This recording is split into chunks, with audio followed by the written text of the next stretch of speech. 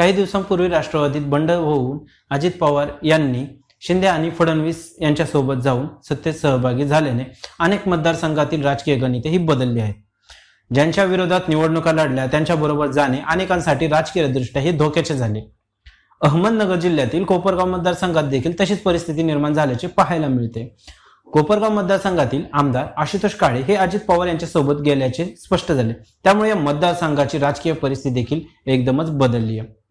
काळे यांचे पारंपरिक विरोधक कोल्हे कुटुंबाची यामुळे एक मोठी कोंडी निर्माण झाल्याचे आता पाहायला मिळते।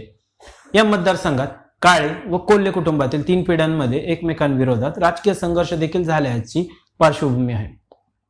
त्यामुळे आता कोल्हे कुटुंब वेगळी भूमिका घेईल का व कोल्हे कोणत्या पक्षाचा झेंडा हाती घेणार याबाबत आपण या व्हिडिओच्या माध्यमातून जाणून घेऊयात। नमस्कार, मी प्रवीण सुरवसे, लेट्स अप मराठीमध्ये आपलं स्वागत करतो। राष्ट्रवादीचा बालेकिल्ला अजितदादांच्या ताब्यात।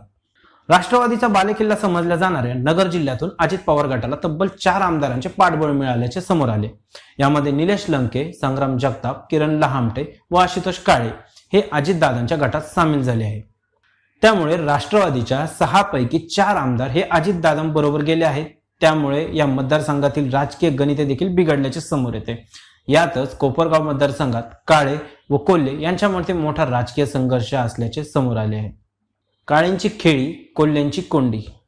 आमदार आशुतोष काळे हेच कोपरगाव मतदारसंघातून उमेदवार राहतील। त्यामुळे स्नेहलता कोल्हे यांची राजकीय कोंडी झाल्याचे पाहायला मिळते। गेल्या 2 निवडणुकीत ते एकमेकांविरोधात लढले देखील। 2014 मध्ये कोल्हे यांनी काळेंचा पराभव केला होता। मात्र मागील 2019च्या निवडणुकीत मात्र आशुतोष काळे यांनी कोल्हे यांचा अवघ्या 835 मतांनी पराभव देखील केला होता। त्यावेळेसच आशुतोष काळेंना विखेंनी मदत केल्याचा देखील आरोप कोल्हेंनी केला होता। कोल्हेंसमोर आता पर्याय कोणता? नुकतेच झालेल्या गणेश साखर कारखान्याच्या निवडणुकीत विवेक कोल्हे, माजी मंत्री बाळासाहेब थोरात यांनी एकत्र येऊन महसूल मंत्री राधाकृष्ण विखेंच्या पॅनलचा अक्षरशः धुव्वा उडविला होता। त्यामुळे विखे यांच्याशी कोल्हे यांची सख्य नाही।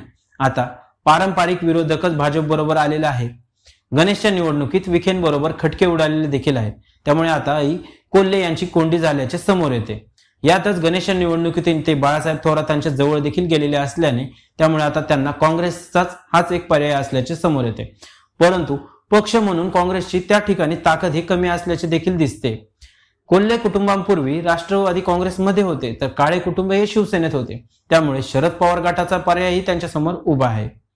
याबाबत ज्येष्ठ पत्रकार व राजकीय विश्लेषक भागा वरखडे यांच्याशी संवाद साधला असता ते सांगतात की काळे व कोल्हे हे पारंपरिक विरोधक आहेत। त्यामुळे सध्याच्या राजकीय परिस्थितीत दोघांचे एकमत हे होऊ शकत नाही। त्यामुळे कोल्हे हा वेगळा मार्गही निवडू शकतात। ते काँग्रेस शरद पवार गटापेक्षा ठाकरे गटाची देखील निवड करू शकतात, कारण येथे ठाकरे गटाची ताकद ही जास्त असल्याची दिसते।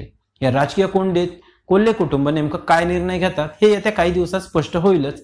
मात्र या राजकीय घडामोडींमुळे भाजप बरोबर गेलेल्यांची देखील नक्कीच कोंडी झाल्याचे पाहायला मिळते। ती कोंडी कशी फुटते हे आगामी काळात नक्कीच समोर येईल।